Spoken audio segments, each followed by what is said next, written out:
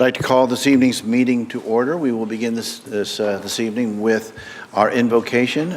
Reverend Phil Appling, if you would please come forward. I know that's not your first rodeo, so I will let you proceed as you see fit. Let us pray. Lord God, our Heavenly Father, we are reminded in the words of King Solomon that the beginning of wisdom is found only in a reverent sense of your power and providence, that indeed we, your children, formed in your image, are dependent on your grace and guidance. The very founders of this great nation admonished future generations to trust you and to be meticulous in obeying the great moral laws found inscribed in stone and handed down to us throughout the generations of humanity.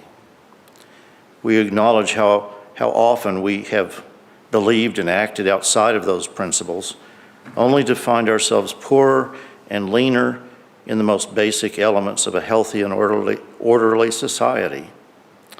It is only when we align our lives and the direction of this nation with your holy laws that our country better reflects the dreams and aspirations of those men and women who risked everything to secure this nation's freedom a mere 2½ centuries ago. Remind us, Lord, that we are in fact surrounded by a great host of witnesses who from just beyond our sight watch and pray for this nation's destiny to continue on her journey of becoming a more perfect union. Guide and inspire the decisions of this commission for the betterment of all. Fill our hearts with true consideration for one another, that our differences may not divide, but will guide and direct this country, this county, this state, and this nation. We pray in accordance with your will and in your holy name. Amen. Thank you. Please join me in the pledge. I pledge allegiance to the flag of the United States of America and to the republic for which it stands, one nation, under God, indivisible, with liberty and justice for all. Thank you.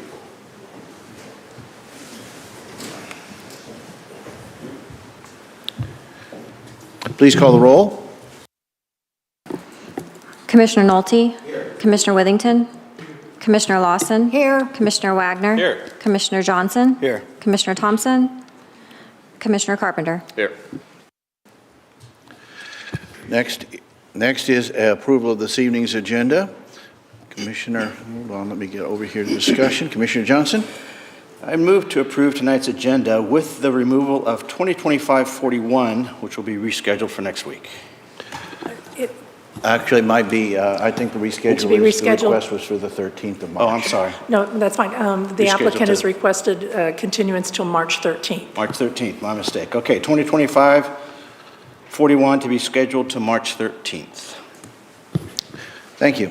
Motion's been made for the approval of this evening's agenda with the exception of the removal of 2025-41, which will be scheduled for our March 13 meeting. Is there any discussion? Seeing none, you are recognized to close. I close. Please call the roll. Commissioner Johnson? Yes. Commissioner Withington? Commissioner Lawson? Yes. Commissioner Wagner? Aye. Commissioner Carpenter? Yes. Motion passes 5-0. That brings us to public comments. Are there any members of the public who would wish to comment on some item? If so, please come forward. Make sure the microphone is on. The green light will be illuminated. Introduce yourself and address your comments to the commission.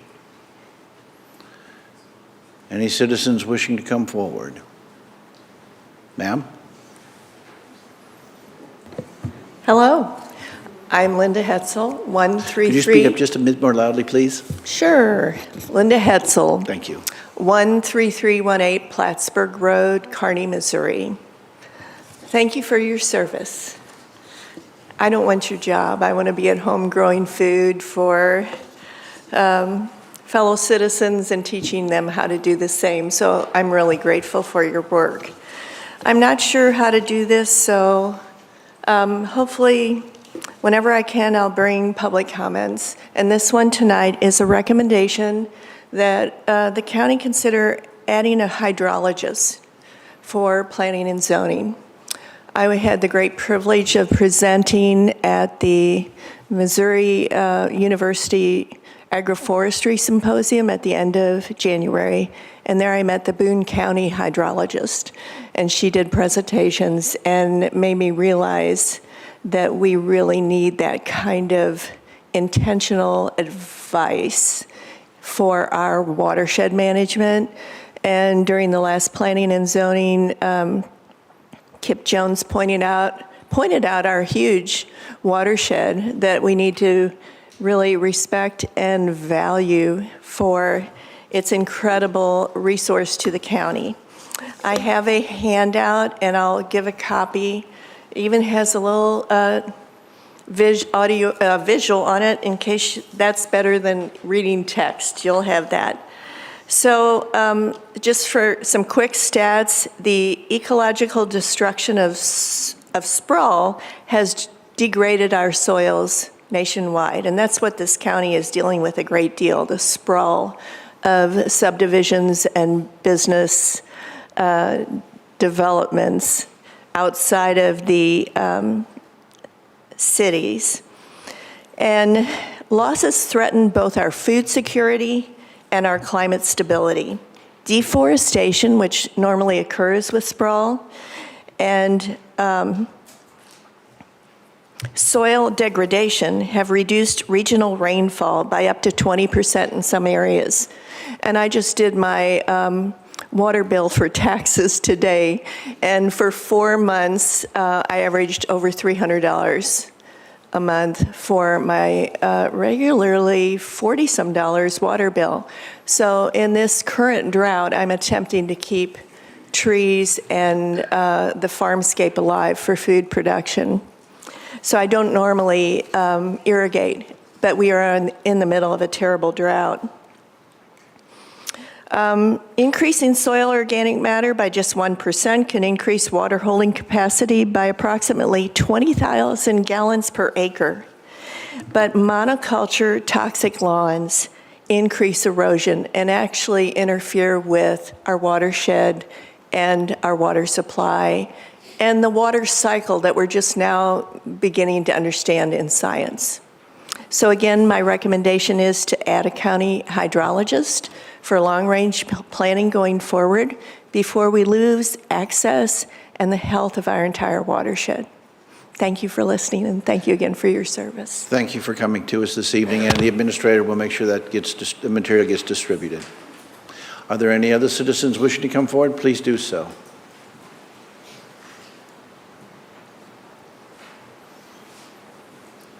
Thank you. I'll be brief, and I'll agree with you. I also don't want your job, but unfortunately I do. I'm your neighbor to the north, Tyler Wallach, First District Commissioner for Clinton County, here as a guest. Part I wanted to visit it was to, as an introduction, just as your neighbor to the north, and also voicing concerns for a number of people in Holt. Now, obviously, it's regarding a road on the Clay County side. However, it is something that does affect a number of our residents up in Clinton County.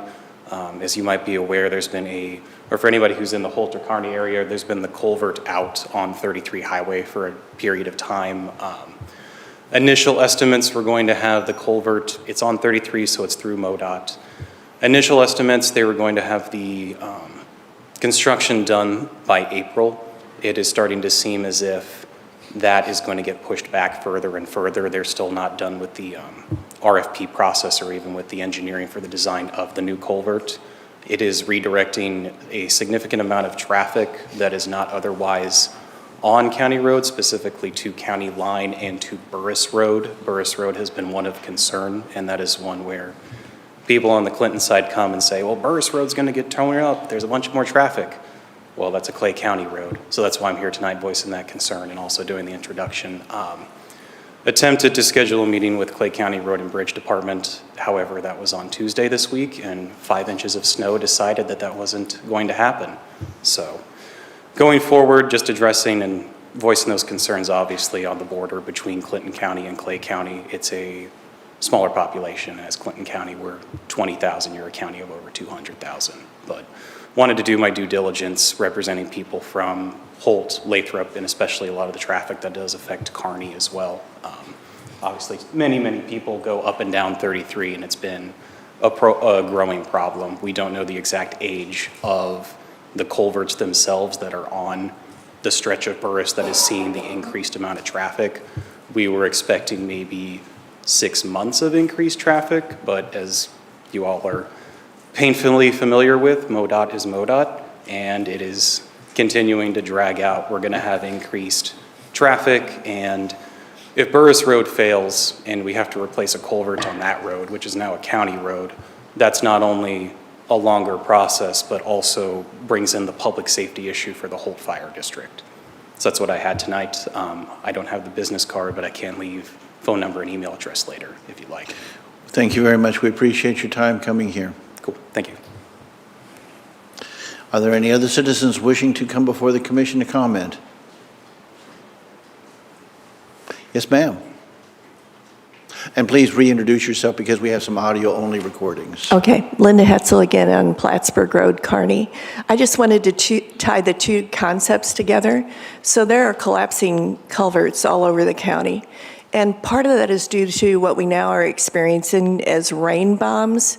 So they are high velocity, high volume rain events that the traditional culvert design can no longer accommodate or handle successfully. So they're on Plattsburgh Road, they're collapsing, on 144th they're collapsing, and that's all part of the watershed management. We have to figure out and design our watershed to keep water on the land, not figure out how to funnel it off. So the engineers who engineer for subdivisions are not hydrologists, and they only are engineering for that site. We need a system-wide perspective of water management. Thank you. Thank you. Any other citizens wishing to address the commission at this time? Seeing none. That moves us on to our consent agenda. Administrator? The consent agenda allows the commission to act upon items considered to be routine and approved in one motion. These may include items that have been reviewed by the commission in a prior session. There will be no separate discussion unless a commissioner requests that an item be removed from the consent agenda and considered separately. There are two items on the consent agenda this evening. Resolution 2025-53, approving invoice payments for Clay County from February the 8th to February the 14th. There are 52 invoices totaling $904,506.28. And Resolution 2025-51, approving an annual support and maintenance agreement for the automated weather observation system for the Midwest National Air Center with DBT Transportation Services. Is there a motion? Commissioner Johnson. Move to approve tonight's consent agenda. Motion has been made for the approval of this evening's consent agenda. Are there any questions or comments from the commission? Seeing none, you are recognized to close. I close. Please call the roll. Commissioner Johnson? Yes. Commissioner Withington? Yes. Commissioner Lawson? Yes. Commissioner Wagner? Aye. Commissioner Carpenter? Yes. Motion passes 5-0. Thank you. Next on our agenda is we move on to the regular agenda. First item is 2025-52. Administrator? Resolution 2025-52 is a request for the waiver of fees, interest, penalties, and taxes due to a county error. The applicant is Brandy Page, and again, I believe the applicant is here this evening to provide information to the commission.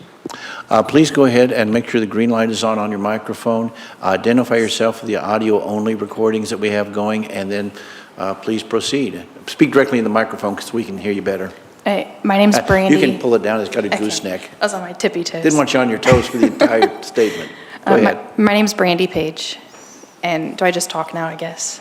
Okay, sorry. Yes, First don't- time here. Not Don't worry sure. about it. You're doing just fine.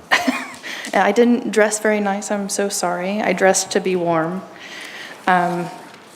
So I filed this just a couple weeks ago, just hoping to get a little bit of leniency, a little bit of empathy in what I would consider just miscommunication in the last couple of years.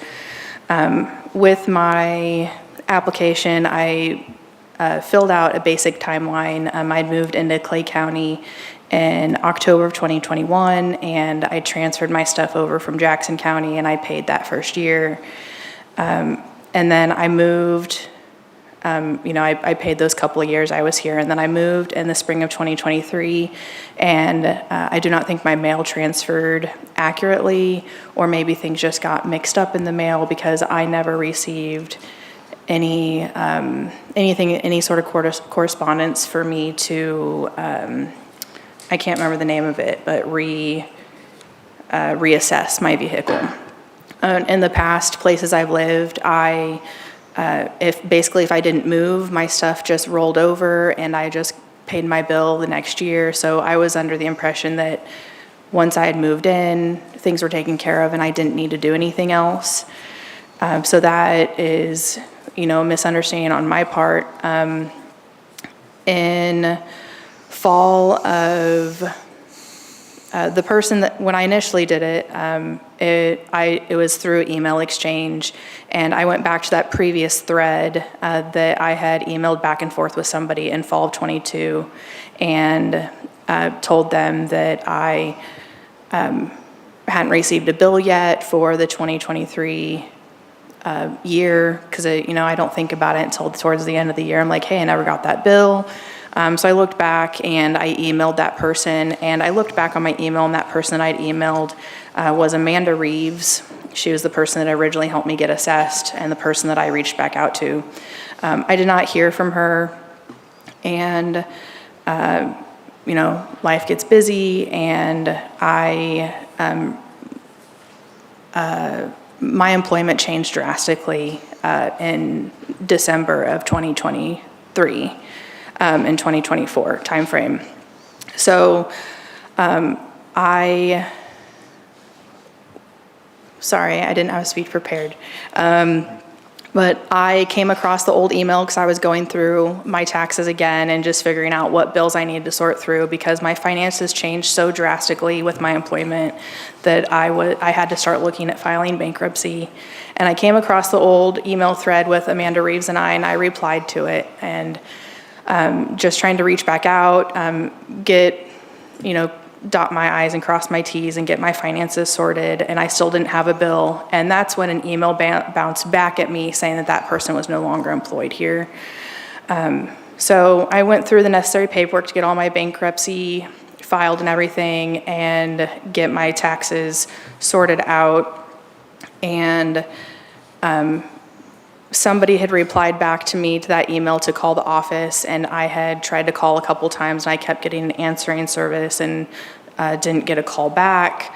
Again, the same timeline fault comes around where November, December, I'm thinking I still don't have a bill for this, and didn't realize that the miscommunication and the back and forth was I never got that piece of mail that I was supposed to reassess and didn't realize. Finally found something on the website that was a chat, like a live chat with somebody here in the office, and they said, oh, well, the issue is you never reassessed. And I said, I never realized that was the whole issue. So they got me my stuff, and I did it the same day where I emailed it back to them, and that was December 3rd of 2024. And I explained the back and forth, the clerical errors, and the miscommunication. And I asked if there was just any sort of, any leeway that could be given, any sort of, if they could meet me halfway and help me out with some of those fees because of the financial crisis that I was in. And so that just sort of brings us up to date with somebody finally helped me on December 3rd of 2024. I got things filed. I got, my bankruptcy was finalized the end of December and discharged and all that. And I can't remember the name of the lady that helped me, but she helped backdate my bankruptcy to the day I filed, which took care of some of those fees, which helped me out a great deal. But that's when I came in to pay a couple weeks ago. They said that I could try to do this and try to explain with you guys. I'm sorry if I've been a little long-winded, but I really think it just boils down to miscommunication, and I was emailing somebody that maybe was in the midst of no longer working here, and then we lost contact and just some hiccups along the way. So I did pay everything in full to make sure I wanted to get all my things taken care of. And the lady in it's not the assessor office, it's the other one, I apologize. I can't think of the name, but she helped me fill this out with the actual fees that were penalties that were still in place with the interest. So that's my timeline there. Sorry if that didn't, if any of that didn't make sense, if you have any questions. Makes sense on the paper, I just didn't read it very smoothly, I apologize. That's okay. Certainly, we want you to take the time that you need to make your case. Commissioner Carpenter? Thanks. Hey, Brandy. Do you know, is it your thought that any kind of error was made by Clay County in terms of failing to do something that we ought to have done through this process, or do you think this was just sort of a mix-up along the way? I think I think that plays a part in it, yes, because there were times where I left some messages and nobody returned my call, or I emailed a couple of times and nobody got back to me. And I didn't even know where you guys, this is terrible of me, but I didn't even know where you guys were located until a couple weeks ago, where actually somebody was like, hey, you come in person to pay your stuff to help take care of this. So the times that, I initially set everything up like fall of 2022 and paid, I had a penalty that year because I was late getting things assessed when I moved into the county. So after I got things set up and moved into the county and all that, transferred over from Jackson County, I thought I was then established in your county. And so part of that was my misunderstanding of I need to fill out a piece of paper every year, because where I lived previously, I would just get it in the mail and it would be like, if you don't live here anymore, let us know, otherwise here's your bill type of thing. Yeah. But to answer your question, the times that I reached out, I was not getting communicated with in return. And I felt like this could have been handled a lot quicker, and maybe this year's penalties could have been avoided, or some of the interest fee could have been avoided for 2023 had somebody communicated back with me quicker than playing this back and forth phone tag game sort of thing. Yeah, I got you. So with regard to having to fill out which kind of cars you have and that kind of thing, you're not the only one to find yourself in this situation. Different states have different rules, and as I think our assessor would tell you, if you're up here in Missouri, there is a requirement, annually to send in and update the county about cars that you own, personal property that you own. So that they can then, do the assessment and send you a bill. I want to say I do have a lot of empathy for that. You mentioned, your financial struggles and the potentially a job loss or change and the bankruptcy, and it doesn't sound like a lot of fun. Sorry you've had to go through that. The other question I have is, and maybe Commissioner Johnson can say his piece in a moment, but one of the things we're constrained by as a commission is under state law. Obviously, we're sort of underneath the umbrella of state law. Unless we can sort of prove an error made on behalf of the county, it's hard. The state law doesn't allow us to refund, waive penalties and interest. And so, in order for us to do that, that's sort of a threshold that we have to meet. And so that's why I'm asking these questions. And the other question along that line that I have is you mentioned that folks told you that you could come and appeal this here. Did they mention that piece of it to you, that in order for us to waive the penalties and interest this evening, that there would have to be an error made by the county that gets demonstrated? Yes. They did tell you that? Okay, yes. I just want to make sure. Good. Because, the last thing we would want to do is waste your time. But the unfortunate thing is we are really constrained by state law, and I don't know if anybody else wants to chime in on that. But I'm open to trying to find a county error. I would love to be able to help you out. But just so you know, that's the requirement on us under state law in terms of what we can or can't do. So, thanks. Commissioner Wagner. Thank you. Ms. Page, thanks for being here this evening, and you did just fine in your presentation. Thank you. Thank you for having me. I agree with you. I am warm also. That's why I'm dressed this way, so I'm with you on that. I do share my colleague's comment about trying to figure out how we can be helpful, but also recognizing that we have state requirements on us as to what we can do and cannot do.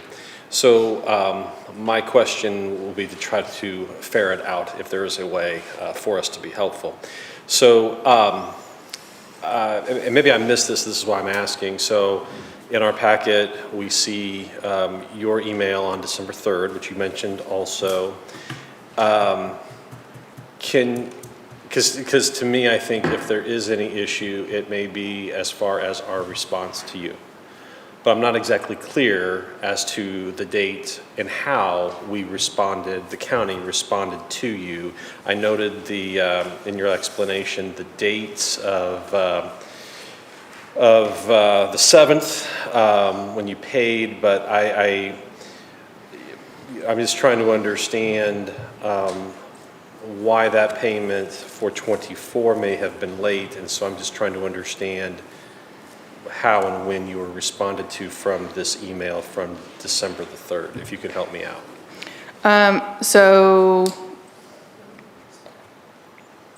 I'm not sure if this answers your question, so just let me know. But I think part of this initially falls back to when I moved in the spring of 2023 when my mail didn't transfer correctly. And I believe that was probably around the time frame that, this year I got a postcard and I am assessed. I'm all registered. I'm good to go for this year. I learned my lesson. But that was the big missing piece. So either clerical or lost in translation or in the move, that I think that's a foundational piece right there. And I had reached out to the person that initially had helped me get assessed in 2022 was Amanda Reeves. And I reached out to her in November of 2023 and just like, hey, I'm responding back to you because you were the last person I had communication with. How do I get my bill for this year? Because I took the account number that she had given me, I logged in and it still had not updated. And I checked that periodically over the last, the summer, the fall and whatnot, and nothing had come through. So I don't know if she transferred departments or if it just got missed, but I never heard back from her.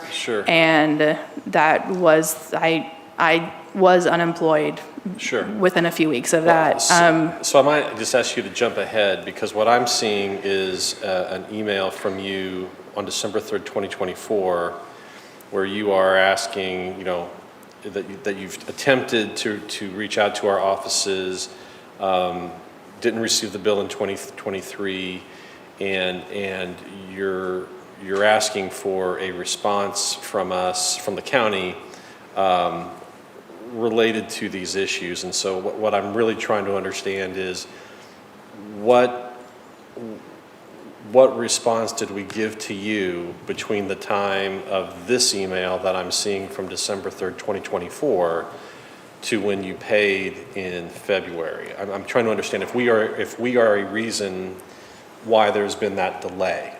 And so but I don't see the response that we gave you other than what you said, that you came in February of this year to pay everything up. So can you kind of bridge that gap for me? So the email thread that, and I'm sorry I didn't have a way to print my emails, but for the December 3rd, 2024, that person that helped me, I emailed my stuff back and they assessed it. And there was some back and forth that was a little confusing, and I eventually asked I said, can somebody just call me because I can't get a hold of anybody on the phone, and we were playing email tag back and forth, and I explained to them, hey, I'm in the middle of bankruptcy, I didn't know if any of my taxes would be discharged in that, or if I was just waiting for it to be finalized and then figure out what my final bill was. I was trying to figure out if can any of these fees be waived. These are the obstacles that I've had.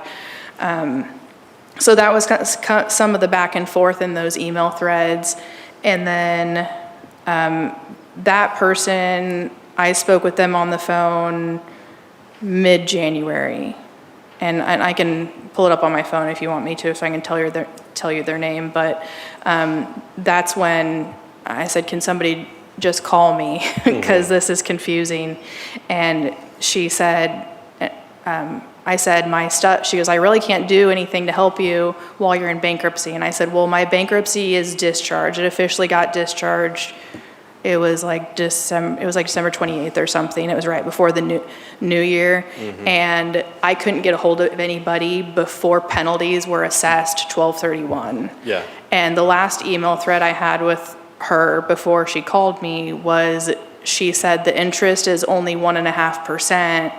So I was like, okay, well, I'll wait a couple days, talk to my lawyer, wait to hear back from her, figure out what my final bill is before I pay. And then January hit, and I got hit with 1.5% plus. Sure. It's January now. And that was not initially shared with me in that email thread. So that was part of what this lady went back, and I think she's one of the account supervisors. She went back and took that off for me, that January penalty. And so the only thing that I was assessed for in 2024 was a $65 late assessment fee. And she took off the rest because she basically backdated everything to the date I filed bankruptcy. Gotcha. So she did help me with that. The piece that I was more so frustrated over it, and the whole reason why I went ahead and did this was the whole back and forth for a year and a half leading up to that, where I couldn't get communication from this office. Gotcha. Okay. Thank you very much. That's very helpful. Appreciate it. You're welcome. Any other questions or comments of the applicant? Would staff like to add anything? Either the assessor or the collector, would you like to add anything? Okay. Okay. Yeah, I'm trying to look for something myself, so I understand the dilemma. All right, I guess I'm going to ask if there is a motion related to 2025-52. And when you make the motion, please indicate the box to be checked.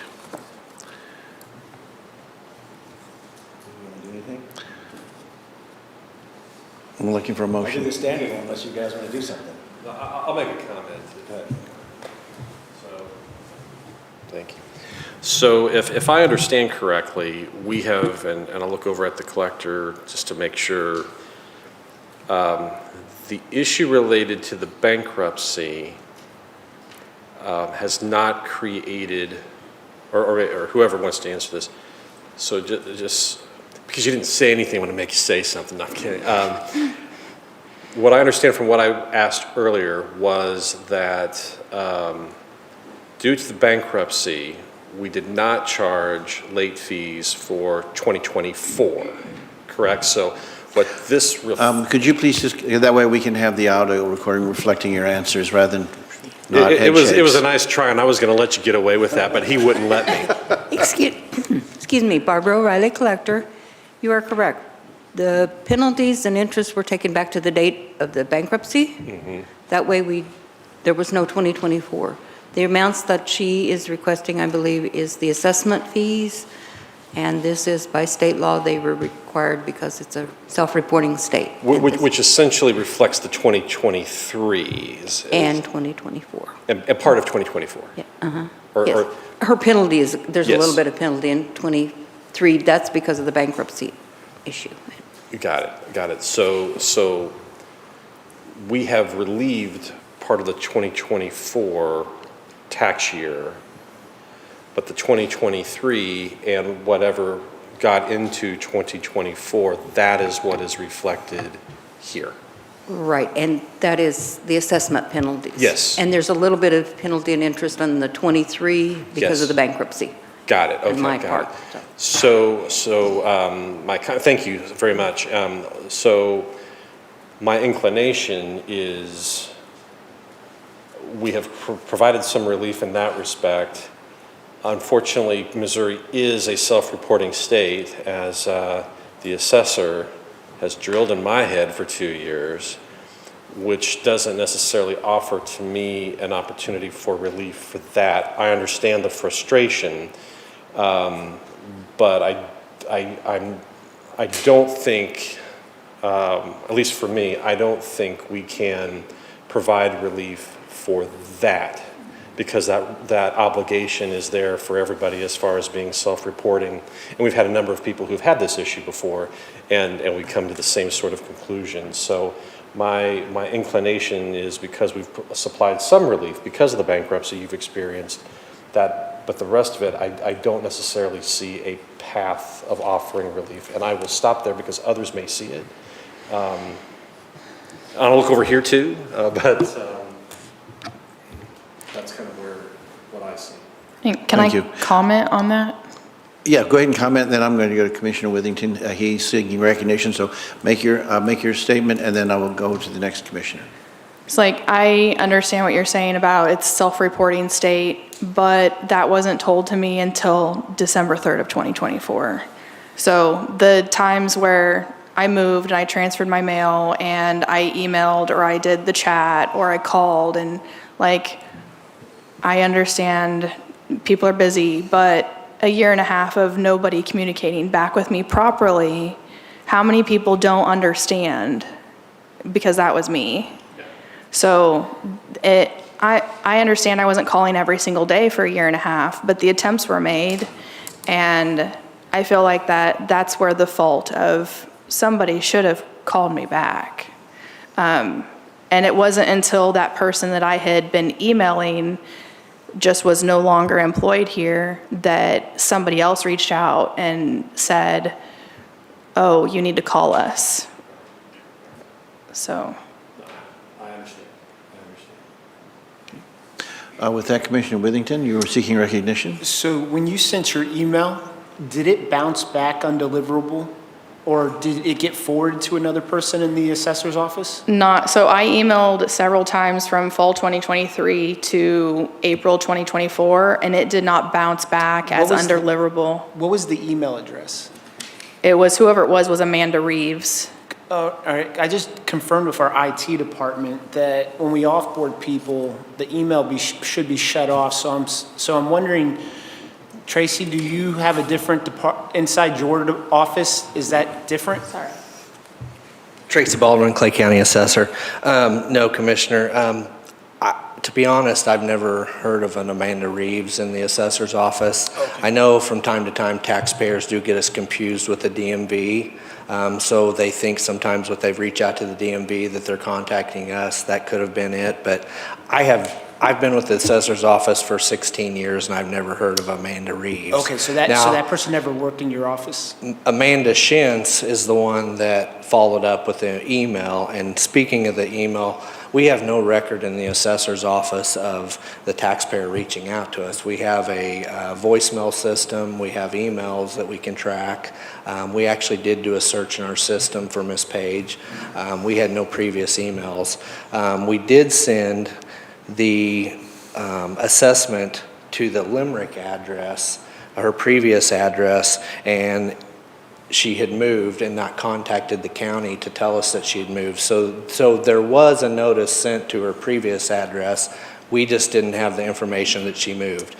Again, we don't contact, the post office doesn't talk with us, and we don't talk with the post office. So it's up to the taxpayer again to provide us with the new address. Was that old address, was that in Clay County or was that Jackson? Yes. Okay. Yes.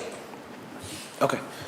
All right, so that answers my question. I know this isn't the fun part, but I guess based on the information from the assessor, I'm going to make a motion that we deny this request. I agree with Scott. We've already given some relief, but So I'll make a motion that we deny the request for 2025, or we approve 2025-52 with the box marked denied. Motion's been made for the approval of 2025-52 with the box marked. Jerry, I think she's got something some more she wants to say. I have to restate your motion, okay. that's a requirement. Okay, so I need to restate the motion, then we can continue discussion. Motion's been made for the approval of 2025-52 with the box marked denied checked.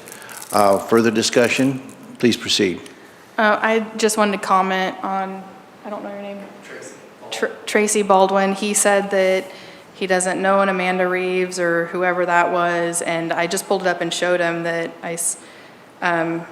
this person, Amanda Reeves, R-E-A-V-E-S, personal property technician, Clay County assessor. It has her whole tag here, and email thread back and forth between her and I in December of 2022. So that's the person that I was referring to that I emailed back. What was the email address? areaves@claycountymo.gov. And that still doesn't ring a bell to you? So I just wanted to say this was a real person. I've got an email thread here that I don't know, I've got all my email threads here. Can you say that email one more time? Yeah. Sorry, I closed it. Oh, you're fine. areaves@claycountymo.gov.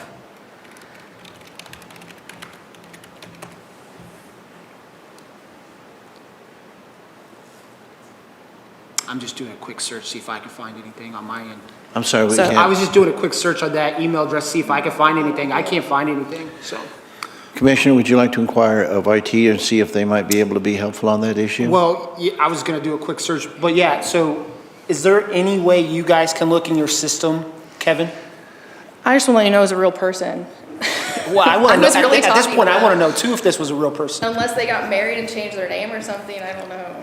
Okay, I am Kevin Shaw. Go ahead and identify yourself for the audio. I was getting there. Oh, I'm sorry, go ahead. Kevin Shaw, IT Director. Amanda Reeves, I don't know if she used to work somewhere else, but I do know that Amanda Reeves works in the courts now. She doesn't work. I mean, I got an email on our directory for Amanda Reeves, same spelling, R-E-A-V-E-S, and it's in the courts. That's all I have.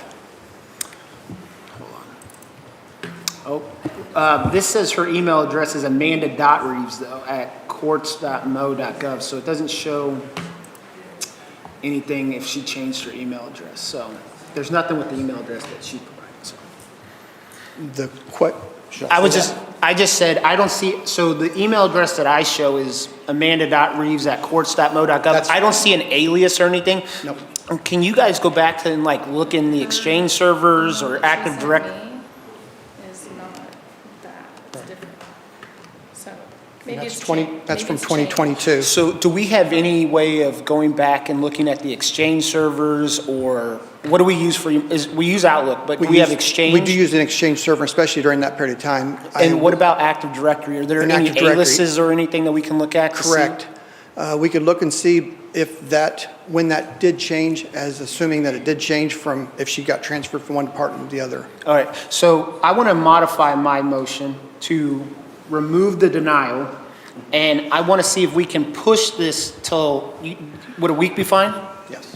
I want to push this for a week. I think the procedure would be then you would withdraw your I'm motion. withdrawing my motion. Okay, Yeah. and then that would mean, okay, so now we are considering the issue without a motion at the moment, and you would like to make a motion in another motion, is that correct? Yeah, so if we can push this for a week, Sorry. could you come back next week if we can have IT research this? Probably. Yeah. Okay. I would like to wait and have IT research this, because I want to know if this Amanda really existed too. Okay. Do you want to see my email? Well, I believe you. I believe you. Tracy Baldwin, Clay County Assessor. I would like to question the relevance of what this 22 email is, what we're looking for. Because we do have in her account, in 22, a new account was set up with the taxpayer, emailed a 22 assessment form, and she put in a move-in date to the address in 21. So we do have information in our system that we were in contact with her in 22. And again, in '23, we sent the assessment form to her previous address, and we were not notified by the taxpayer that she had moved. So I'm questioning whether the 22 email has any relevance, because we did speak with the taxpayer and opened her an account and assessed her for 22. Actually, before we go forward, I do need to restate your motion so that we can then discuss it, and I also want to make sure that the counselor sees that I am doing it in proper form so that we can proceed without any technical difficulties. Motion has been made, and correct me if I'm wrong, motion has been made to postpone consideration of 2025-52 until next week. Is that your motion? Well, so let's just do this. I want to make a motion to withdraw my motion to deny. If any of you guys want to make your own motion to deny, that's fine. But now I want to know if this Amanda actually existed. And I would like to have IT be able to look at our Exchange servers, look at Active Directory for any aliases to see if that email address, areeves@claycountymo., actually existed. So let me go through this step by step to make sure we're doing it in the proper procedure. If I understood you correctly, you had withdrawn your motion. That does not require any action from the commission. You are free to withdraw a motion on your own. Am I correct, Mr. Counselor? Yeah, that's correct. So right now, there's no motion. There's no motion. You had discussed the possibility of a motion. I'm not making any other motions. Okay, so there's no motion further at this moment. If anybody else wants to make any motions, they can, but if we can wait a week, I'll wait and see what everybody else wants to decide first. Yeah, there's some other commissioners who want to weigh in. So, okay, so presently, and obviously, Commissioner, you are free to make an additional motion if you so choose later in the discussion. Commissioner Wagner. Thank you. Well, I'm always one for a good mystery, and so I'm at least curious enough to find out how that mystery is resolved. But I do tend to agree with the assessor that I do feel like we have enough information tonight to make a determination. And unfortunately, my determination won't be probably very helpful to you, Ms. Page, only because while I believe that you kind of went through some rigmarole to get through this and to get to this point, and we have offered some relief, that central issue somewhat remains the same as far as that self-reporting feature. And I understand from what you've said that, hey, if someone would just tell me that's what I've got to do, then sure, I will do that. But it's at least been my experience through many of these cases that we have gone through, some describing the exact same issue that you've presented us with tonight, that doesn't necessarily reach a threshold that requires, or, well, not requires, but would allow us to provide that relief under state statute. At least what we've done since I've been here consistently over the last 2 years, that has not been enough of a defense. And I won't put the county counselor on the spot, even though it's fun to do so, because I have a feeling I know what he's going to say. So I'll let Commissioner Johnson do that, because I know how much he loves to do that. But I at least feel satisfied that the decision we have to make is to deny, even with the information that might be revealed through the mystery that we seem to have uncovered this evening. Again, I'm curious enough to know. I would like the answer to that question too, but I don't know that it's enough to stop an action this evening. And I always feel motivated to at least say that to you, where I'm at and why. There is no fun or pleasure in that, but that's how I see it. I'll stop there because there's others that have their lights on, and I'll let them speak to it. Commissioner Carpenter? Thank you. Well, I enjoy a good mystery too. So let's try to drill down just on the Amanda Reeves part a little bit deeper. So I totally believe you've got email exchange. Clearly, she was a real person, and you take your word that you've got email back and forth with her. You mentioned, but 2022 obviously was a while ago. So I'm more curious what kind of potential outreach you had to her more recently. Like, were you attempting to talk with her in 2023 and 2024 as well? Yeah, that was the person that I emailed in fall of 2023 that I didn't get a response back. I see. And So you had previously in 2022 been talking with her about these kinds of issues. Yeah, that was the email that I just pulled up, said, hey, I was trying to get in touch with somebody, so I thought I'd try you. And I still don't have a bill. I used the information you provided, my account information, and I don't have a bill. Can you please help guide me or get me in touch with the right person? And I never heard back from her. And that's in the fall of 23. That was fall of 2023. And then I tried emailing again in spring of 24. And that's when I got the boot back that said that that email address was no longer valid. I see.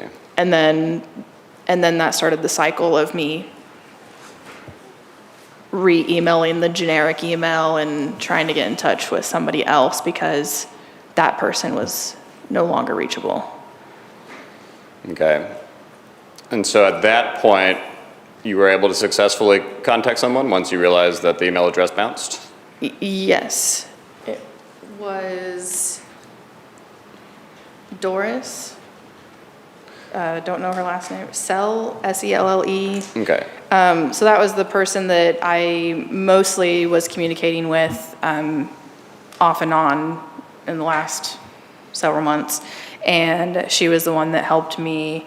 And I think the fees that were taken off were like mandated because I was in bankruptcy, because you can't assess fees while somebody's in bankruptcy. So that's why those fees got taken off and backdated to that point. But she was the one that emailed me and said, you need to call our office, you need to get reassessed. And then it was back and forth. I was assessed, I filled out my paperwork, and then it was, oh, you have to do it every year. And I'm like, oh, I didn't know that. And, so back and forth, and didn't have that information until 6 months ago.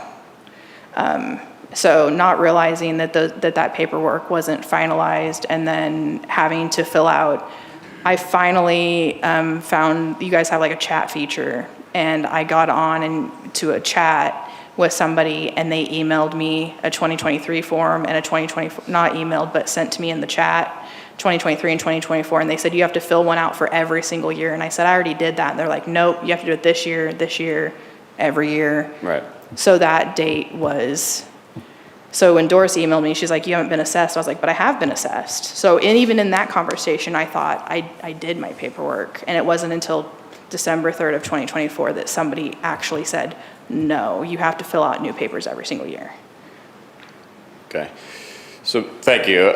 I can see that our assessor wants to talk. So I'd love to, one question I'd love to pose to the assessor or anybody who wants to attempt to answer it is do we think that the gap of time between fall of 2023, when she attempted to reach out to a person who perhaps was no longer employed in the office, between when she was able to successfully contact somebody in 2024, did that have an impact on the outcome here? Did that cause the penalties and interest and the missed payments to happen?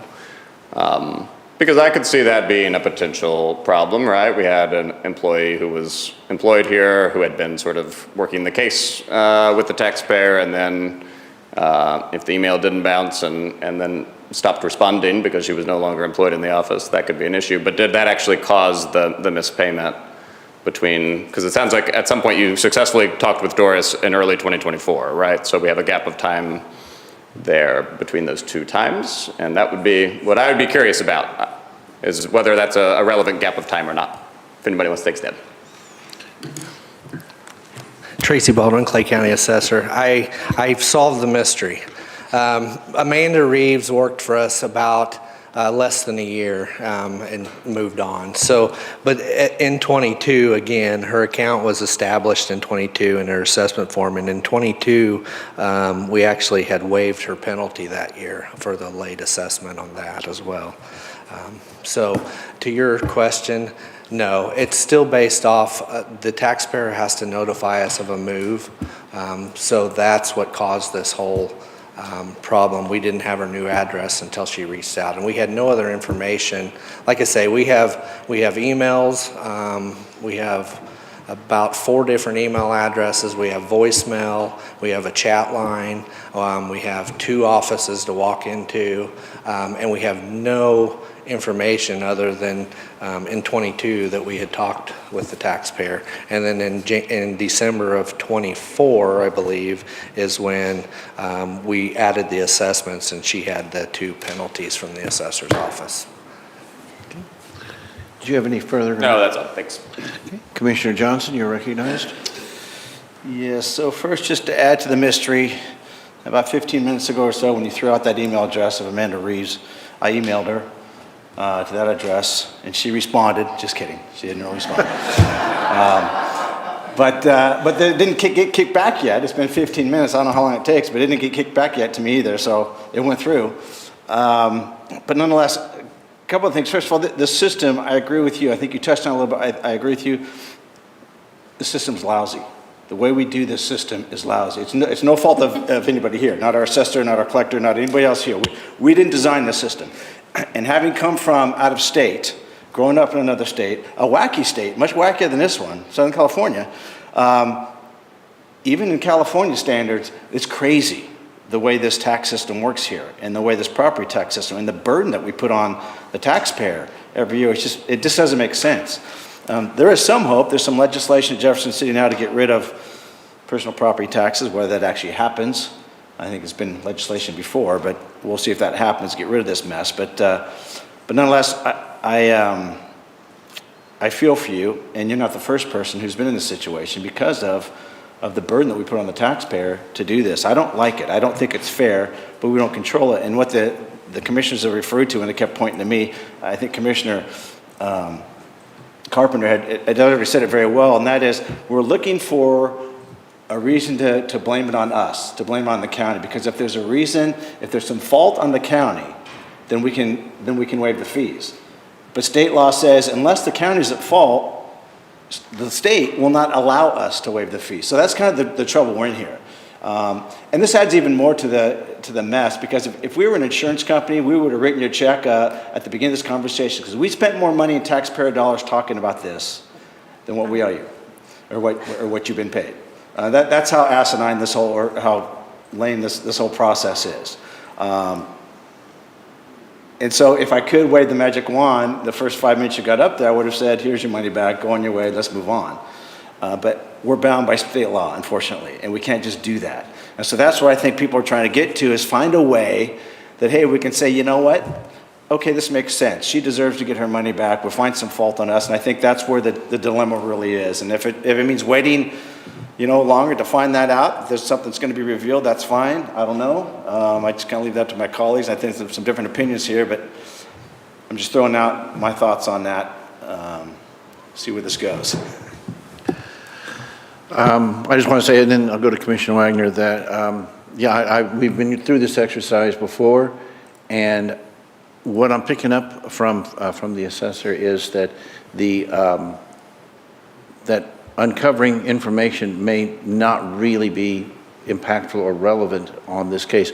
You cannot say for sure. The other thing, while I share the frustration with, I think, every member of this commission, it's been, for better or worse, it's been worse. There were some years ago when it was actually, the county could admit fault all day long and still be prohibited from returning penalty and interest. That happily got changed some years ago. That is an improvement in state law, but I think we all agree that state law needs yet further improvement. If you're going to respond to what I'm going to say, I'll recognize you, but Commissioner Wagner was first, so what is... Yeah, just a quick response. Of course, that's no problem. There you go. So just a quick response. I know Commissioner Wagner want to talk, but my thought is, if there's a commission that feels he needs more time to get more information, whether I think it's going to change it or not, I'm all for supporting that commissioner who maybe wanted another week. And even to the point where, do we need her to come back? I don't know that we do. Unless she has more to offer, I don't know that we do. If we're just waiting for some more information that we want to talk about next week without her here, I mean, I don't want to waste her time anymore either. If it's going to help make a decision one way or another, we can always call her and let her know the decision, just so you don't have to come back down here again. But that's just my thoughts on if we need to wait or not. And I'd like to point out that if that turns out to be the case, certainly you are always welcome to be here, whether it's on an issue you have or just as a citizen who's interested. So if that turns out to be the way the commission goes. You're more than welcome to come back at a subsequent meeting when it's taken up, or any future meeting. Just want to make that clear.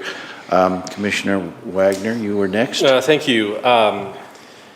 Well, thankfully, or maybe unthankfully, the assessor went ahead and solved the mystery inside of 5 minutes. So thanks a lot. I'm kidding. I do appreciate that. So thank you for clearing up that question. To me, I think, as far as I'm concerned, everything's been answered. It's unfortunate, as I mentioned before. Nevertheless, I don't see much of an alternative. So I will go ahead and make a motion to approve 2025-52 with the box mark denial. Motion's been made for the approval of 52 with the box indicated denied, checked. Commissioner Withington, I'm sorry, did you have anything to add before I go to Commissioner Withington? No.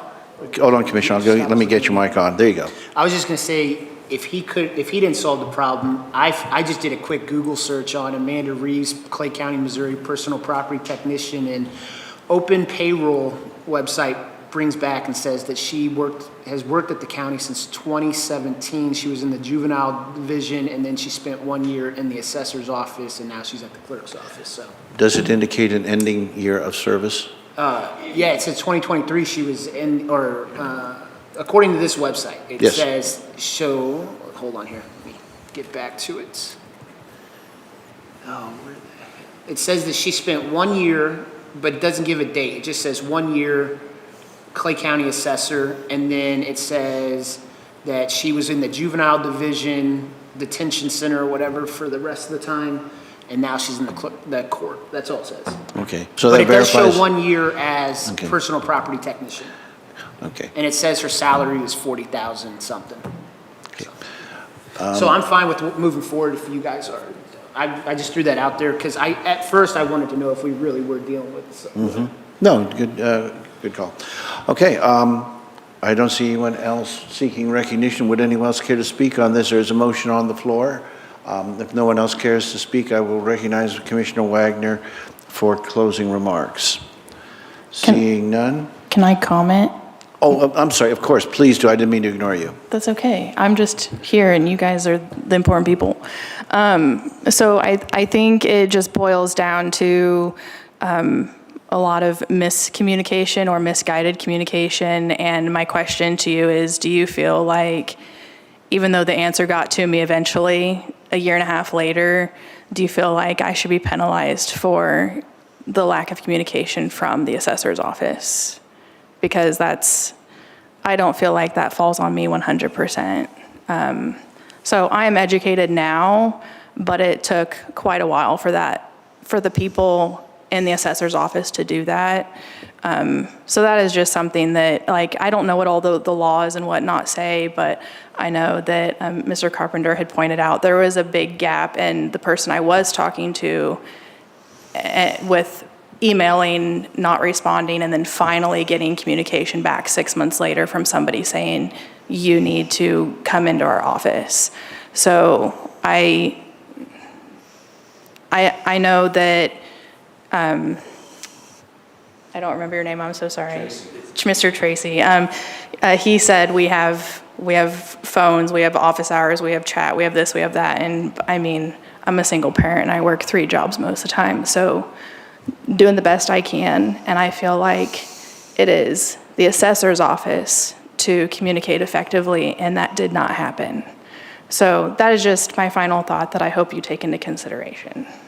Thank you for your remarks. If no one else is seeking recognition, Commissioner Wagner, I close. please call the roll. Commissioner Wagner. Aye. Commissioner Withington. Commissioner Lawson. Yes. Commissioner Johnson.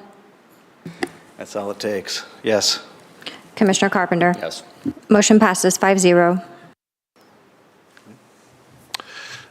Thank you for bringing forward your case. So 5-0 on denial. Correct. Right. Thank you I really only planned on being up here for like 15 minutes, so thank you, and I'm so sorry, everybody sitting here. And thank you for recognizing the system is flawed, because this continues to happen to everybody, I think. Next on our regular agenda, we will be, we of course have taken 2025-41 off the agenda. That brings us to 2025-54. Administrator. Resolution 2025-54 is approving invoice payments for the Clay County Prosecutor's Office from February 8th through February 14th. There are 12 invoices totaling $2,368.77. Commissioner Johnson. Move to approve 2025-54. Motion has been made for the approval of 2025-54. Further discussion? Seeing none, you are recognized to close. I close. Please call the roll. Commissioner Johnson? Yes. Commissioner Withington?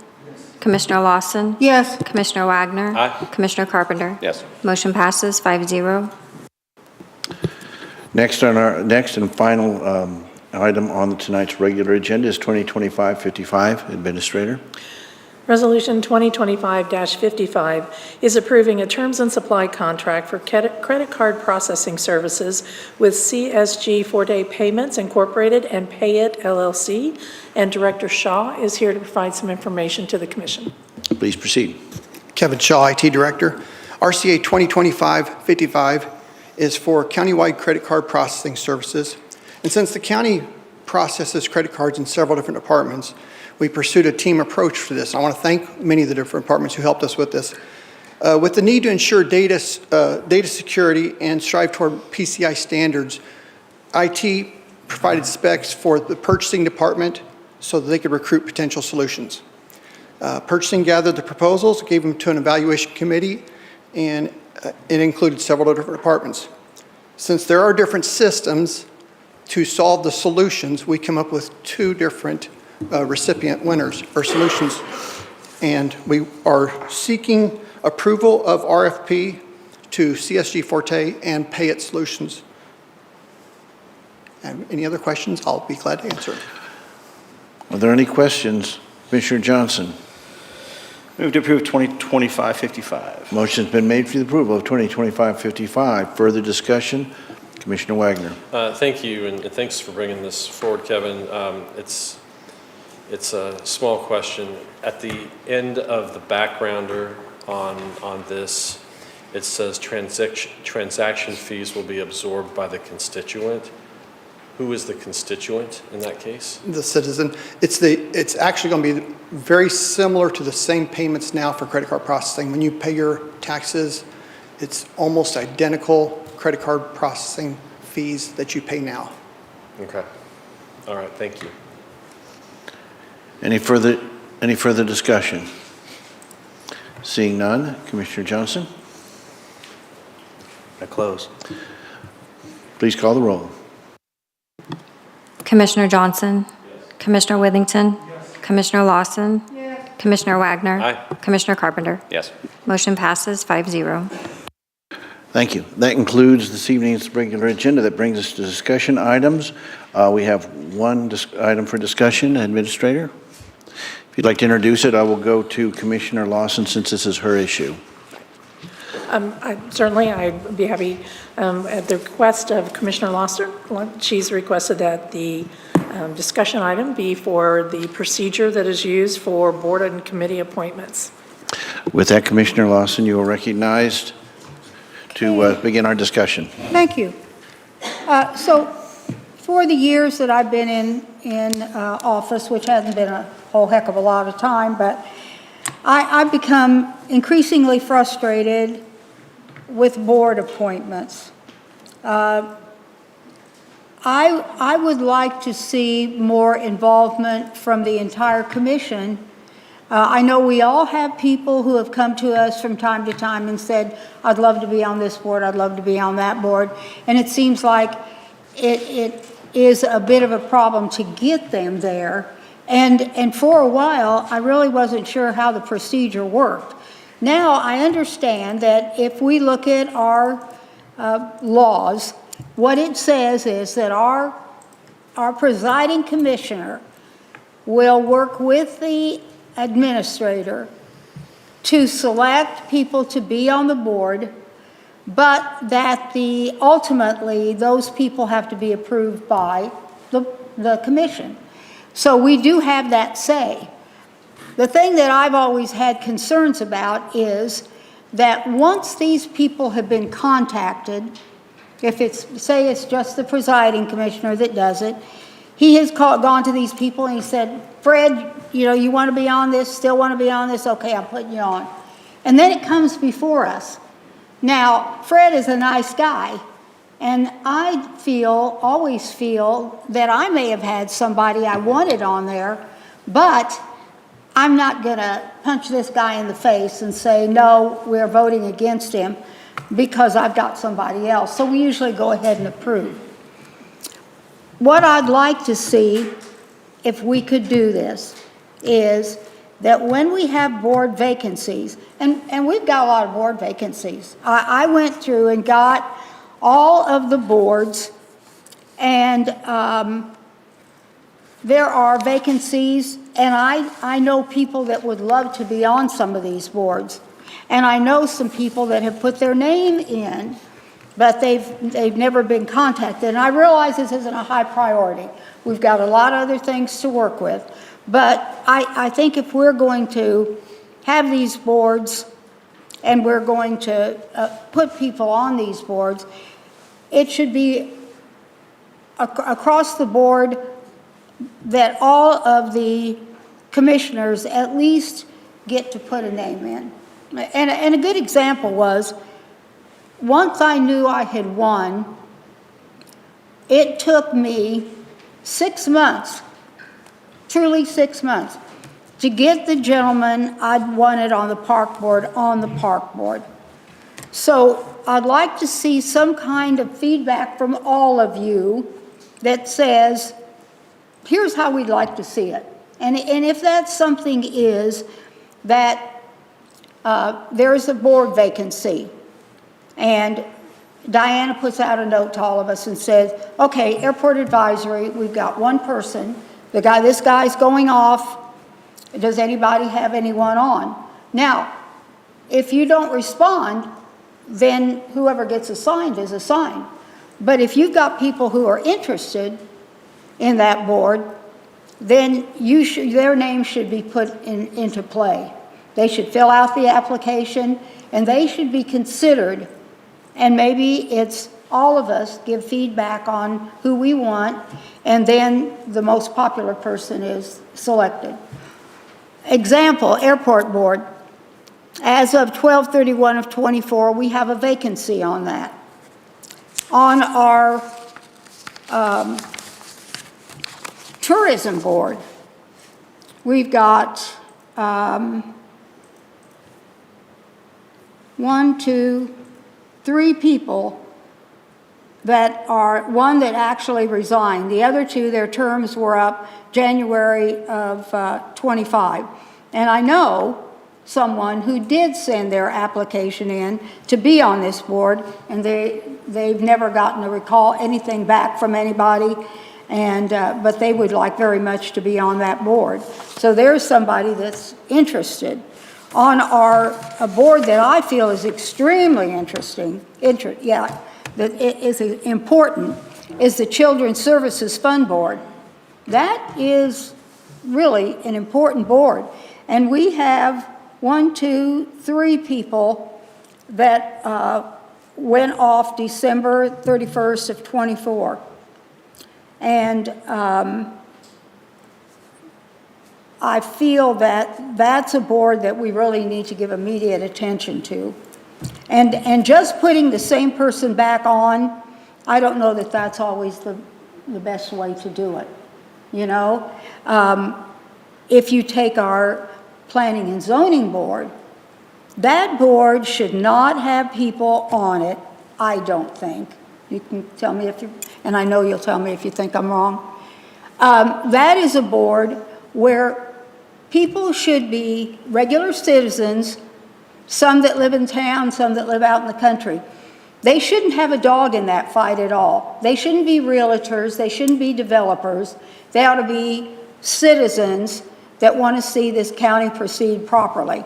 Because if you've got a realtor or a developer, and you put together something like we just did on our comprehensive plan, those people are going to look at it in a whole different way. They're looking at it very just one-sided, where someone who's just Joe Blow citizen is going to look at it with more of an open face about how they'd like to see our county proceed. So I guess I'm looking for all of you to kind of give me some feedback and say what you'd like to see on these board appointments. So if anybody's got something to say, I wish you'd say it now. Commissioner Carpenter. Thank you. Well, I'll just say to Commissioner Nolte's credit, he actually did reach out to me on one of those boards over the holidays, and to my shame, I kind of dropped the ball on that because it was the holidays, and I appreciate, and to your point, I appreciated the reaching out, and I do think the more the better. But I just wanted to note that he had done that a bit. Do I think more of that would be good? Of course, I think more is better, but thanks for doing it. And in terms of like coming up with a specific, you mentioned like basically having, you said the most popular, but basically meaning we would consider all of them and then, Right. make that decision as a group. Yeah. I'm certainly open to that idea. I think the presiding commissioner is going to look at the county constitution and feel like that's under his purview. So exactly where we draw the line on that, I don't know exactly what the best answer is. But I'm always, wanting more influence, not less, right? I mean, I think we all are, so that's how people tend toward. So in terms of getting the right people on the boards, obviously that's a good thing. But I appreciate the discussion. Look forward to hearing everybody else. And like I said, just want to mention that I appreciated the reach out. Thanks. Thank you. Commissioner Wagner. Thank you. I appreciate the discussion. I too have had the experience of Jerry reaching out it's because sometimes we are missing people, and you try to have that balance of east and west, and I know there's a discussion that occurs sometimes, and sometimes I've got a name, and often I don't, which is probably on me. I guess what I would say to the issue that's been brought forward, I do believe that there's always a mix that you need. You do need folks, depending on the board, that have some knowledge of what they do. There's some level of expertise that they bring, and you have some that have no, as you say, no dog in the fight, so to speak. I think you have to have a mix of people that are experienced with the business of that board because they've been on there a while, therefore have institutional knowledge, but having some new blood is also very helpful too. So I don't necessarily suggest that we renew everybody every time because that kind of stagnates things. I'm somewhat also used to, if you'll pardon the term, someone singing for their supper. Like if they want the appointment, and I've never met them, it would be kind of nice if they reached out to say, here's who I am, and here's what I do, and all that sort of thing. I do get a little concerned with the notion, and I'll say it this way, it may not be what it's intended, of kind of pre-voting before you vote, right? If you take the temperature of everyone, what do you think? That may tend to suggest that we're kind of already voting without voting, and I do get a little nervous about that. I do respect the authority that's in the Constitution of how this is split. It's one of the few duties that the presiding commissioner has. He can't really vote for anything else, as we've talked about before, unless there's a tie. That doesn't sound like a lot of fun, but whatever. Depends on the day. Depends on the day. Usually around the time when you have to tell someone if they get their late fees back and interest back or not, then it's great not to have a vote at that point. But having said that, this is, I think, one of the few give backs that they give. Now, having said that, is there some process, some way for us to funnel more good candidates Jerry's way to help fill some voids? There's nothing wrong with that discussion, but I think ultimately that structure is, I guess, less on what I think and more as to what the presiding commissioner thinks. I at least have some deference to that, but I think many of those points you've raised are important ones, and there are lots of people who want to serve, and they would love those opportunities to serve. And then the last thing I'll say, and then I'll be quiet, is recently we, when we did our library selections, many of whom we just reappointed, but one of the things that we did was staggered those terms, Yes. which, when you talk about timeliness, that was a reason why we did that. So that you didn't have this big chunk of people that you were either resending or whatever the case may be. And so I do believe, and from time to time, the administrator is good about sending us, here's kind of where these terms fall. I do think we need to be very timely, but that also means that if we've got holes and we've got appointments to be made, then if the commissioner says, hey, I need somebody, then it's up to us to respond and try to respond quickly. I don't know what you make of everything I've just said. It's a kind of a jumble there, but at least that's kind of some of those topics and kind of where I'm at with them, and I'll stop there. Thank you. And I do feel that, we can't take that right away from our presiding commissioner, but I've often said we're all elected the same way. And I feel that we have a responsibility, especially when you look at something like Children's Services, or some of these boards, extremely important boards. And I think that it is vital, and Jerry's talked about this from time to time, we do have to stagger those terms so that we do have those people that have the background and know what's happening. Then you bring on the new ones, then they get acquainted, and So that is important as well. I just would like, I guess I'd like to know, say that you've got a board and you've got, we'll take Children's Services, that's a good one. So you've got Children's Services, you've got 3 vacancies that happened at the end of last year. All right. Now, what is procedure? Do we immediately call those people and say, do you want back on?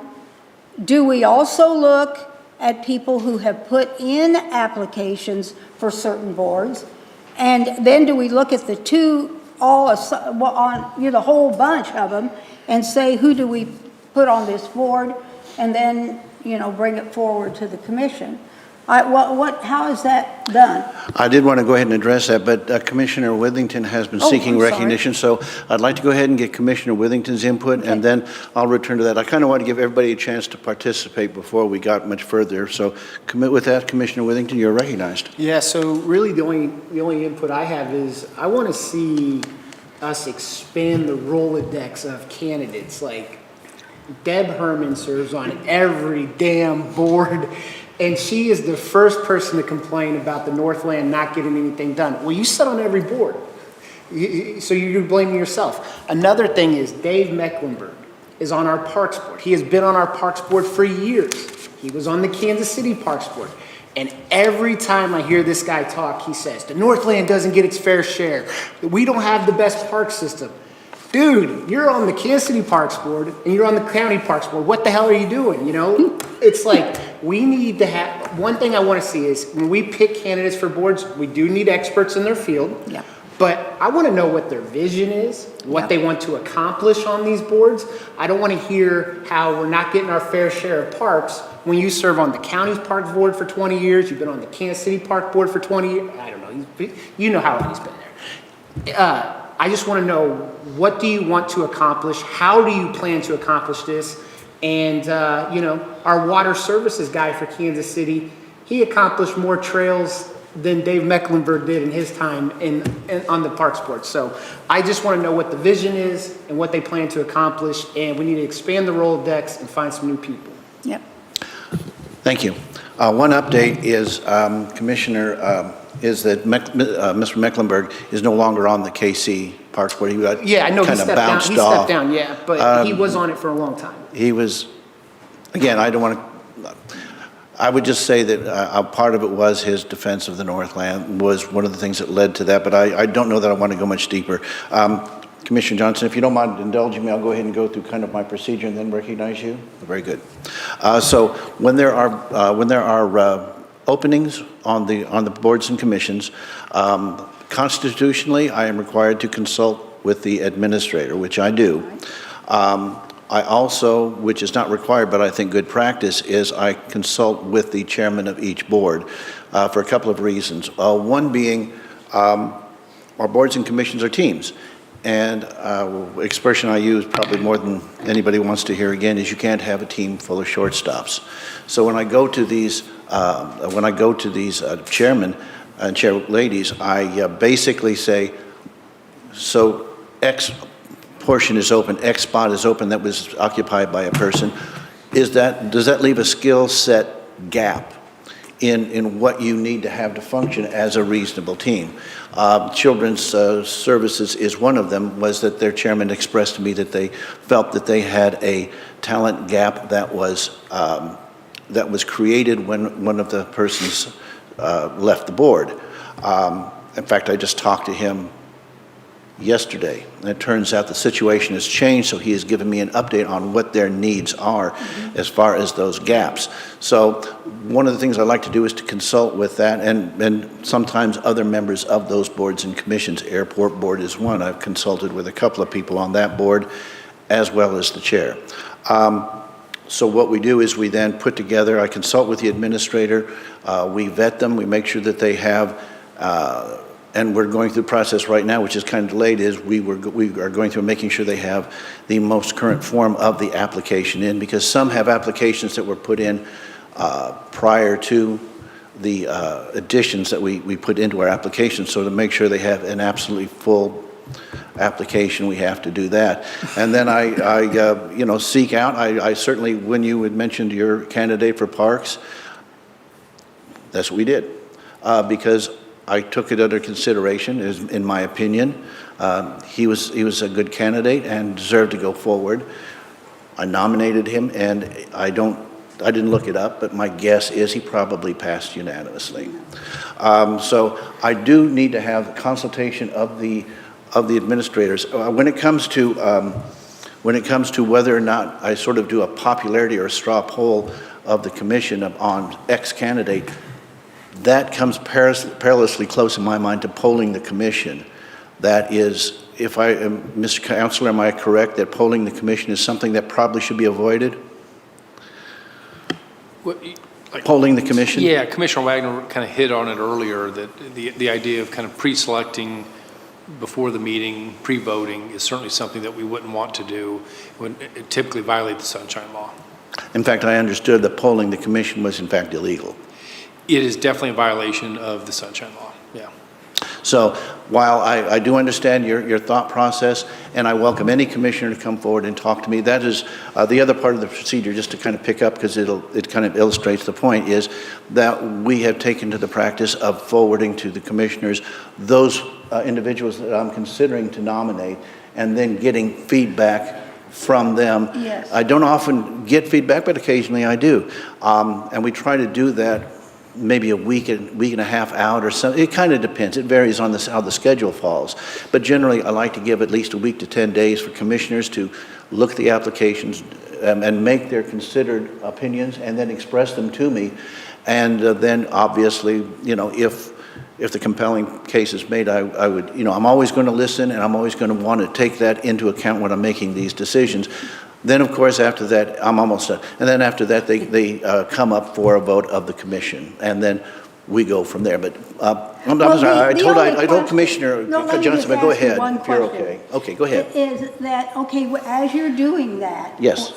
When you go to, say, the board president, and that you tell that board president, okay, there's 3 people up, these 3 people don't want to be on anymore, these 2 do, and 1 doesn't.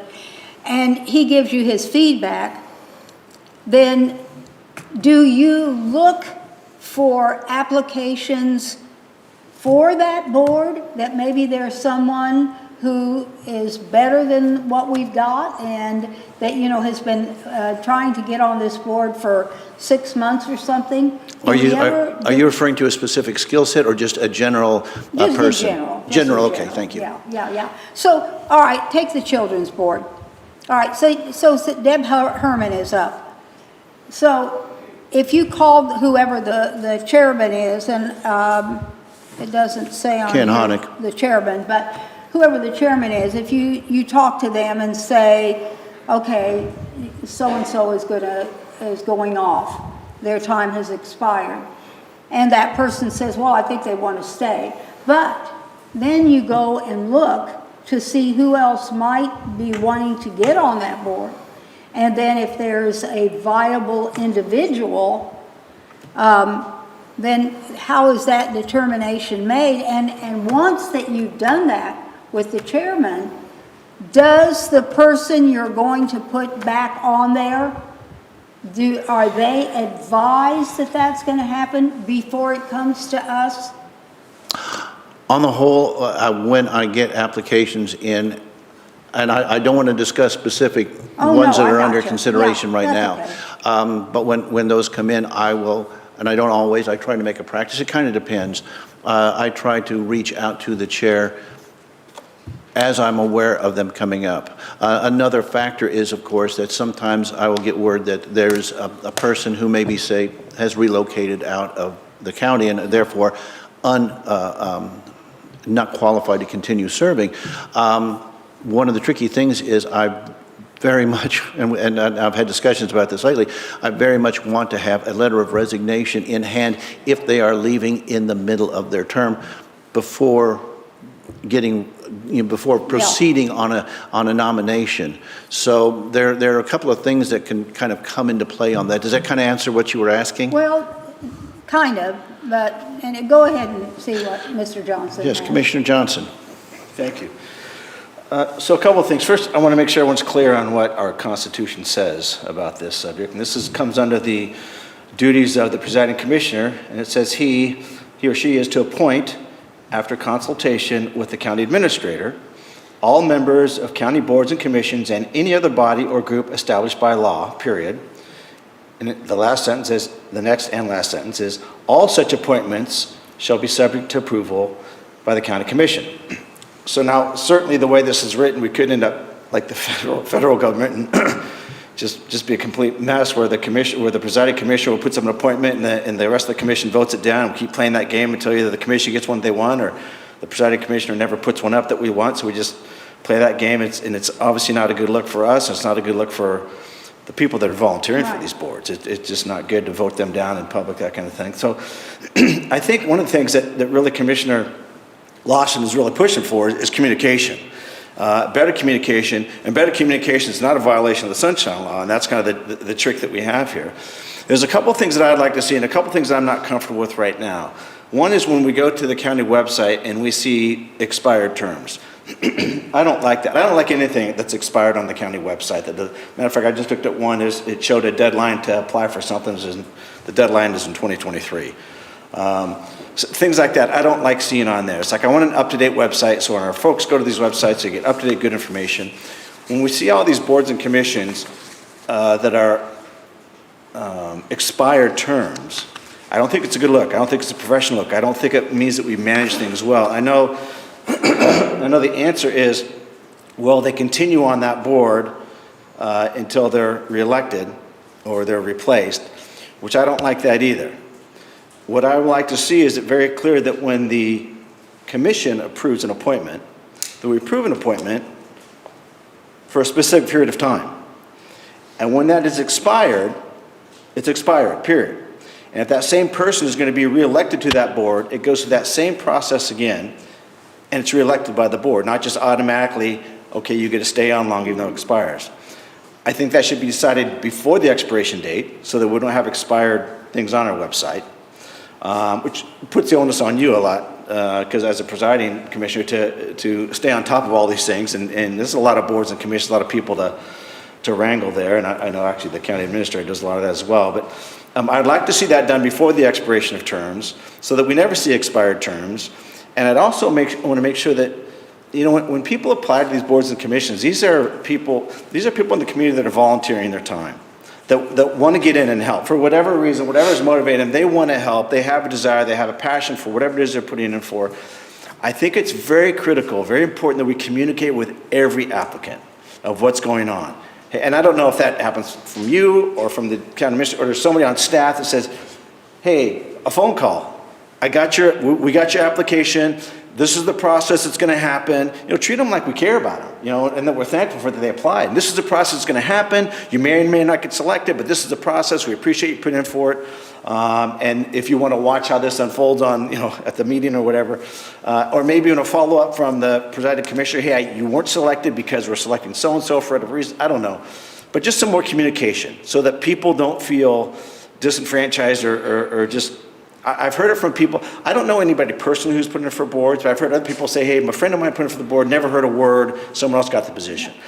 I would like that to be cleaned up a little bit, and whatever that process looks like, I don't know, but I mean, you get the gist. It's just trying to have some good customer service with these people that are volunteering. I would like to see that happen. I'd like to see these terms with specific end dates that end, and we refill those, whether it's the same person or someone else, but it comes back to this commission, and refill them before it expires. So we don't have these expirations on, these expired terms on our website. And again, I think the communication, we talked a little bit about it, but when Jerry, the presiding commissioner, whoever that is, Jerry, whoever that is, has the authority to make those appointments subject to our approval. But it would be nice if and I think it's happening, is, hey, we've got an appointment, we got an opening coming up on the, I don't know, Senior Services Board. You know, that gets shot out to everybody, all the commissions. Hey, if there's anybody in particular that you think might be a good selection for this, contact me, you contact Jerry or contact Diana and say, hey, you know what, this is what I know about this person, they're interested in it, they applied.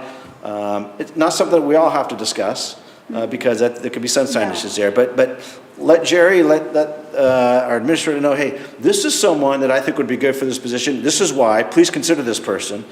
And then that can come up later in discussions, you know, during the nomination or the appointment and the approval process. But communication, in most issues that you have in government anywhere else, it's usually communication issues. The more we can communicate, the better, not only amongst us, but amongst the applicants, and on our website communicating what's actually happening, and get rid of this expired stuff, and just, I think just clean it up a little bit, I think is really would help, be very helpful. By the way, on that issue, one of the things that comes up, we had a couple of examples where a particular board or commission had more applicants than positions.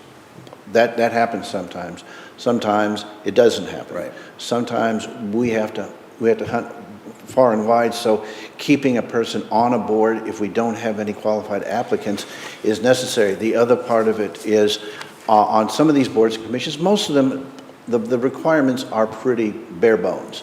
You know, an adult current on your taxes and a resident of the county. Those are pretty easy. That's a pretty low bar, but there are a number of boards and commissions that have very specific criteria, whether it's residency, whether it's occupation. There are a couple of boards that require a physician or someone with medical training, and trying to find someone in that profession who has the time to and is willing to do that sometimes is a little challenging. So that's one of the things that, and I do reach out to ask, does anybody know a person of this sort? And I do reach out beyond this room also to other people and say, do you know anybody? So if I need a doctor, I might reach out to someone I know who is in the medical profession and say, do you know of anybody who has an interest in this specific subject matter? So it varies according to the board and what we need to have, but by and large, the requirements are those three I outlined, which are fairly bare bones.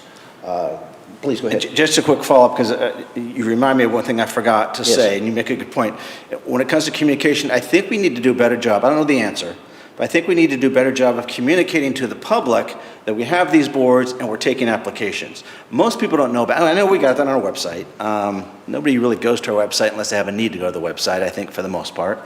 But there's a way to push that out. I don't know if that's, you know, through social, hey, we got an opening in our Senior Services Board. This is what the Senior Services Board does. Applications are due by the end of the month. You know, pushing that on social media, whether it's even putting something in a newspaper. I don't know if people read newspapers anymore or what they do, but any way to get those messages out, because I know there's people that would say, oh, really? Oh, that interests me. You know, I might want to get involved in that. And they would never even think about that unless that was presented to them. Because they're not going to go to the website and look up boards and commissions. That's right. Most people won't. So I think we'll get a bigger pool if we can figure out a way to communicate. And I'm the idea guy. I got the idea. Somebody else can make it happen. I hate guys like that, I tell you. But if there's a way to make that happen, and again, I don't have the answers, but I think if we can push that out and get more people to realize, hey, you could do some stuff. There's some things that might interest you. There's some boards you can have some. And some of these boards, we're talking millions of dollars in taxpayer money that they're doling out. A Children's Services Board is one of the big ones. Yes. It's probably one of the biggest ones when it comes to how much money they're doling out. And some of these other boards, the planning and zoning, some big decisions that they're making, some decisions they make that overrule our decisions that they're going to make that we don't. So there's some pretty important boards I don't think a lot of people realize. So I think the more we can get that message out, and I don't know how to do that. I see Megan back there. Maybe she's got some great ideas. She's good at putting stuff out. But so anyways, that's my 2 But a cents. recent example of that kind of thing is when we put together the opioid board that we just received a report from. This was probably one of the board decisions that had the most input from the commission at large because it was a new board and it was something we just voted on. So everybody, I think there was a high degree of awareness and interest in it from the commission. And even at that, it took some of the slots were relatively prescribed, but some of them were not. And getting people to serve on some of those took a little bit of doing, and that was with all of us involved. So I guess what the message that I would communicate is, come to me and talk to me. I'm willing to sit down and have a cup of coffee or whatever with anybody on this commission to go over some of those, especially if there's a specific slot that's coming up. I'm glad that Commissioner Lawson went through and got some of these downloaded. That's information available to all of us, and I would really, welcome some of those. Not some. I would really welcome comments on that because, and here's why it apart from the, I think, good governance quality of it, is if I'm going to put somebody up there, nominate someone, and I like to say nominate instead of appoint because I feel like appoint gives me a little bit too much. I'm uncomfortable with that. I prefer that I nominate them and then the commission appoints them, but the language is the language in the Constitution. But I don't want to put somebody up and then watch it get shot down, watch that person get shot down in flames because that doesn't serve anybody. So there are going to be times when there will be a nomination that is controversial, and it may well not succeed. But it's good to know that going in with eyes wide open and say, okay, we realize this is going to be controversial, so let's start with that premise in mind. Commissioner Lawson, I didn't mean to interrupt you. No, you're fine. I do want to say that on the tourism board, a lady had put her application in probably 2 months ago, and I know we've got vacancies, 3 of them, in fact. So, I'll send you that name and you can look at that. A question I had was, on our mental health board, there are 3-year terms, 6 members, and there are 5 people whose terms, and maybe there's something wrong on this paper I've got, but their terms expired anywhere from December in 2020 to December 31st of 23.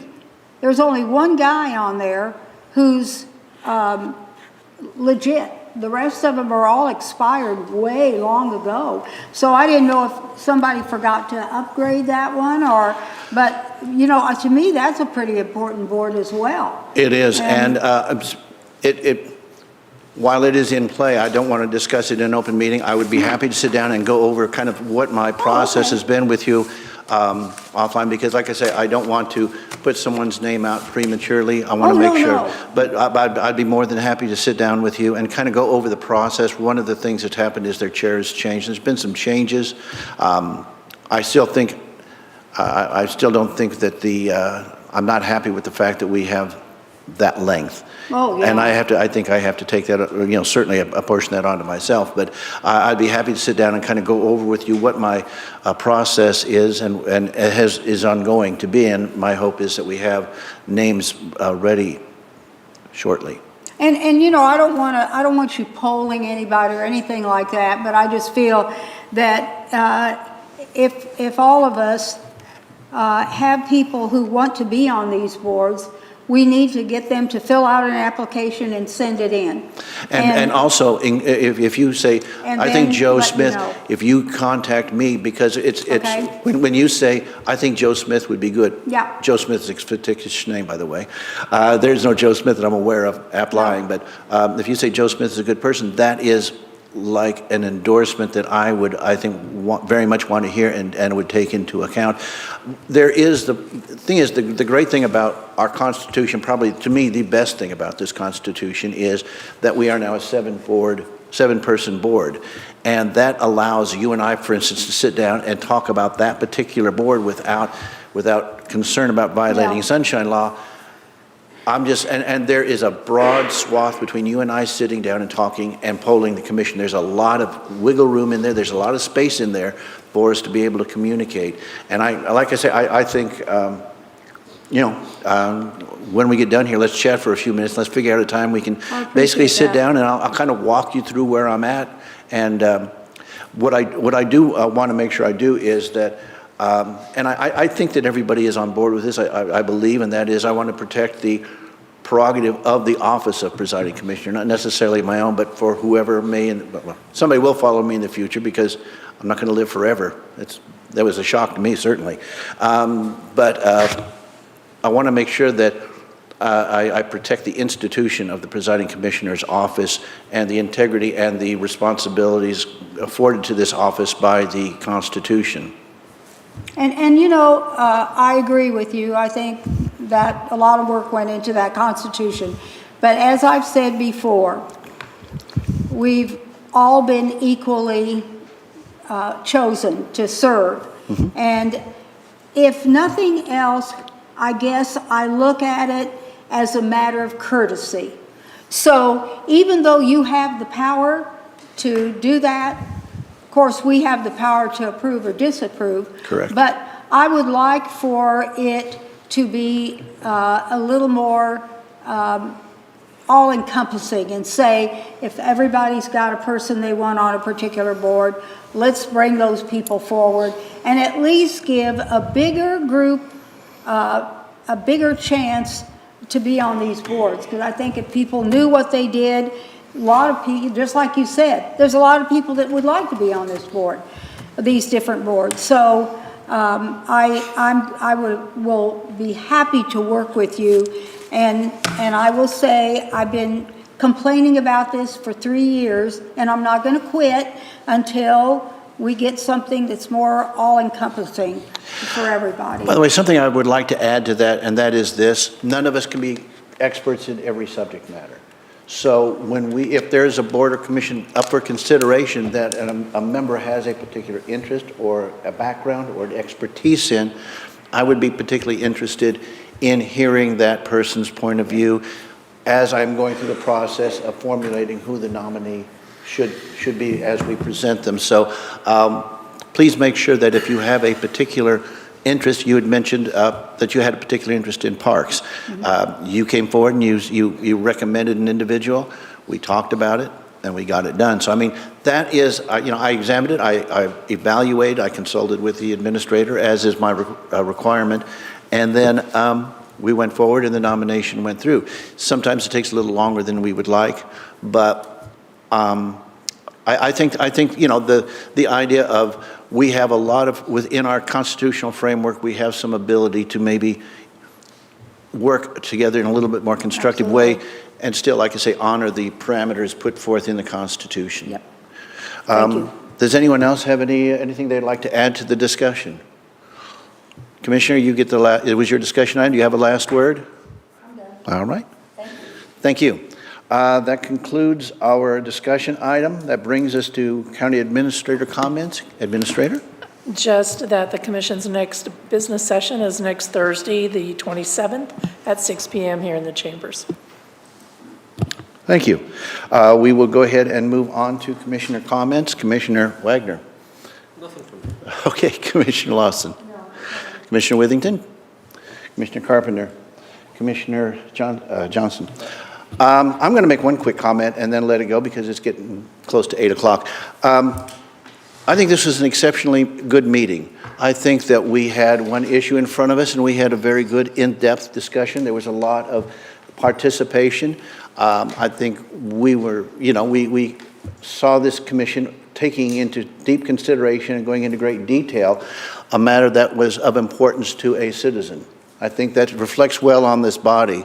The discussion we had some moments ago was one that was I think, high level. I think everybody participated, everybody had something to say, and I think we were able to move forward the level of communication between ourselves in the decision-making process of issues that come before us. I think anybody who walked into this room during tonight's meeting and heard those discussions, and they had not been to a commission meeting in, say, 5 or 6 years, would be stunned at the level of participation, the level of civility, and the level of participation of all commissioners involved. And I just want to say I appreciate serving with all of you, and thank you very much for making this a so much better commission than we had in some of the older times. With that, we are adjourned.